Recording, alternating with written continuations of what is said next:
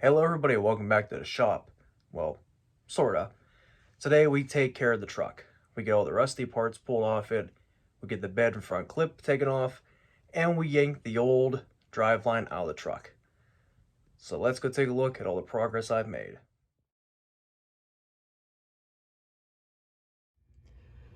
So here's some of the frame of the truck. It's scaly. There's not any holes back here besides that one, but that's the hitch. Bumper is rotted, of course. And before we can even take the bumper off, we got to take the hitch off because the hitch does bolt to the bumper. I might be playing around with the springs too. I might, but those bump stops gotta go. That's way too much for this truck. Like, extreme. Like, there's barely enough of a gap in it already. Surprised it didn't screw up the rear axle. When you're working on trucks that have been around for a long time, you never know what you're going to find. And that is a backup beeper. I am amazed this truck actually has a backup beeper. I was looking at these wires because they do come from the fuse block and they end right here. And I can see why, because they scotch clipped that in and ran a backup beeper. That is awesome. But I was starting to take the wiring off, took the plug off for the trailer hitch. I also disconnected the pigtail coming from the junction block up here to the bumper. And that's why I was looking around. That is an amazing discovery. If that works, I might keep it because that is funny. One bolt away from getting this hitch out of here. Truck's going on a weight loss journey too. Truck's on Jenny Craig.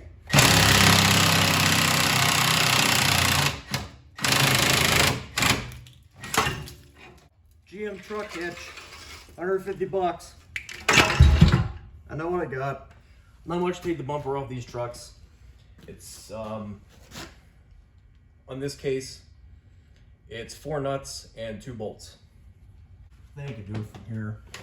Top bolt first.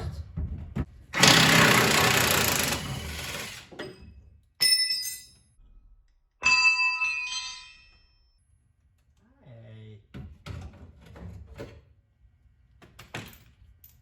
Glad that was on camera.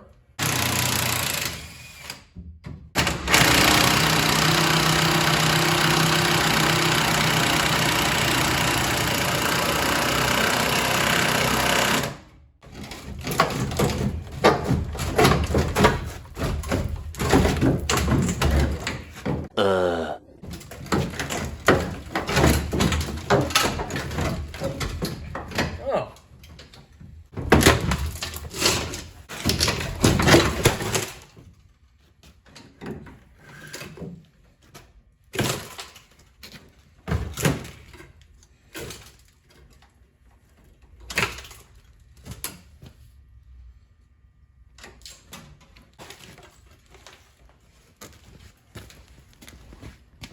Jump pile. Alright, I haven't picked up the camera in a couple hours. Buddy of mine stopped down and decided to help out with the truck. And we got some things done. Let's go take a look. We did knock out 2 things that were bothering me. The major one was to get this behemoth off the frame. And then get those out. And you can see by them, this didn't end very well. As the last person really tightened those bolts down. And I mean really tighten them down. So I went trip to the auto parts store later. And we got the rear sitting like a 2-wheel drive. All you really need to do on these 4-wheel drive GM trucks to lower it a little bit for free is remove the bump stop like I did and take the lift block out, and it sits like a 2-wheel drive because this is how a 2-wheel drive will sit from the factory. There is an existing hole on the frame for a bump stop, so once those get modified they'll go on there. I already started to take the front end apart because I will be stripping the whole front down and redoing the frame, pulling the old sad 4.8 out. The truck still runs and drives right now, it's just missing its eyes. Last thing on my list for tonight, get this really grimy valve cover back on the really grimy engine, configure a couple things around with the ignition system so it at least has 7 cylinders. That way I can move it, because we're going to be switching sides soon. That way I'm not taking up this side, and I have access to a welder, a little more room, and I have access to a workbench. All right, my goal now is whenever I pick up back on this video, I'm going to hopefully have the bed off and off to the side. That way I can get some things straightened up. All right, so we'll pick this up later. Okay, well, a lot of things have happened. So let's go take a look. I was able to get the bed off the truck. All 8 bolts came out with no issues. But now we have it off, we can see how good the frame looks. And all this stuff right here is actually penetrating oil, because I always smelled a fuel leak from this truck. And of course, top of the sending unit is rotted. I really hope I can get it out, and I hope the metal tangs on the tank itself will actually stay on the tank, or else I'm out of fuel tank. Yeah, I'd say this sending unit shot. That's not supposed to be like that. And I shouldn't be able to do that. So I guess that would really explain our evap leak. Somebody was definitely back here. And they definitely did a bushing because it's not pressed in all the way. And this bolt is definitely the wrong way, and it's not even the right bolt. But I think the next thing would be to get that out of there. Oh boy, I am so happy I did not film the rest of the stuff I did, because wow. I got the entire front clip taken apart, got the fenders off, core support, everything out of the way, and I got the engine, transmission, and transfer case out of the truck. So let's go take a look. So as you guys can see, there's the rear end way down there. There's a giant gaping hole where all this used to sit. I noticed a few things with this engine and transmission that kind of raised my concerns even more, but at the same time, this stuff's going in the garbage. It's this. This goes right there. It's no big deal, because these are actually a 2-piece transmission. This bell housing comes separate from the actual unit, so you can get that replaced.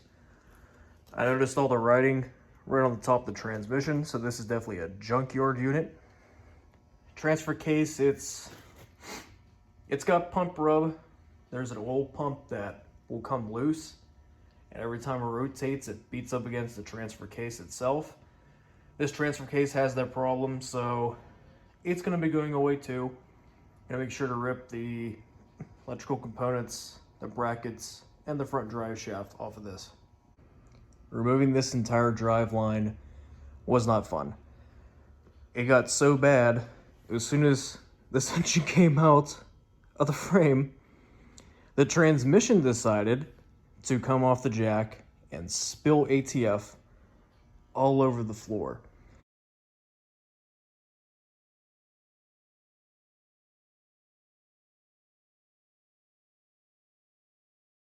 And I did scrub this, even though it doesn't look like it. Now I do have wires just loosely ran to where they go. Like here's the wheel speed sensor wire that goes over to this wheel. There's the underneath to the engine, because there is a starter attached to it. Here's the very front with the light bulbs, the airbag sensors. Here's the very top of the engine with this bracket branch that goes all the way down for the transmission and transfer case controls.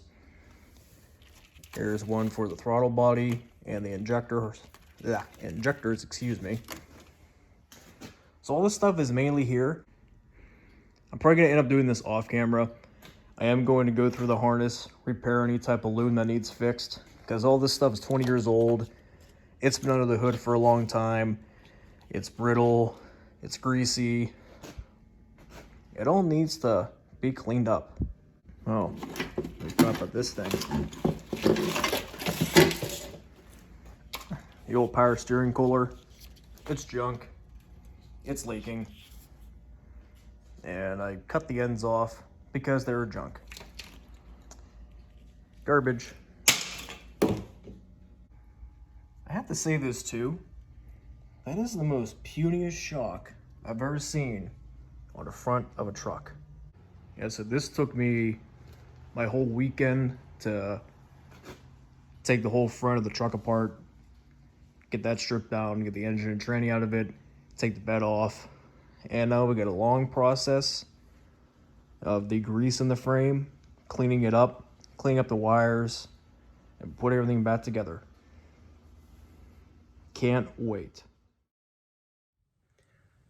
So this video got put on the back burner, and the reason why is my mother passed away recently, and it took me for a surprise and a extremely wild ride.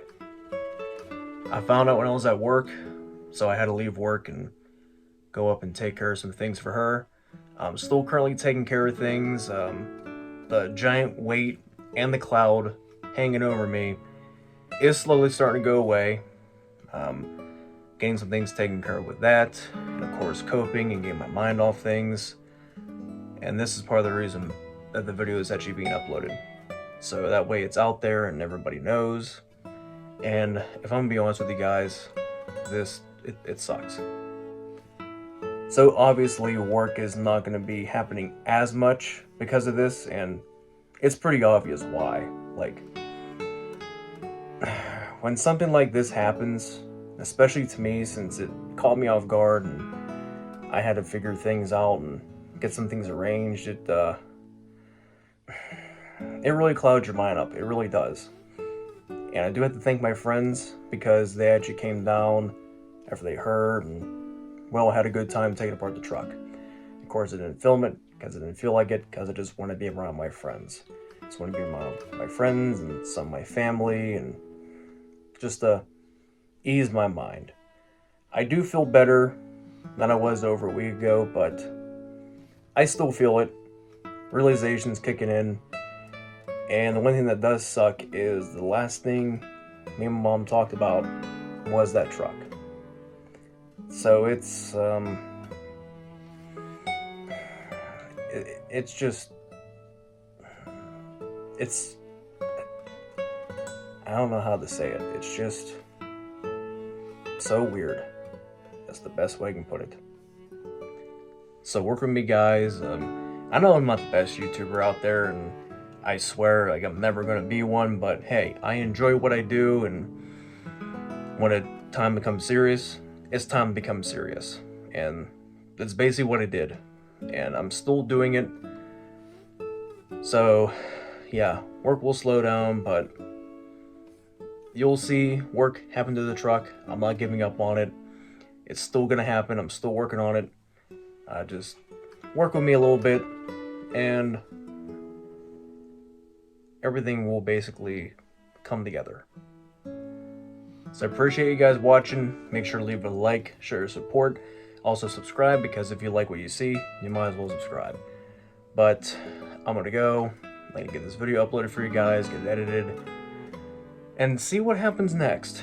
Because the one thing I can definitely say is life is a roller coaster. And also, time does heal all wounds. So give me some time and I should be better than what I was. Or at least close to it. So I'll see you guys next time.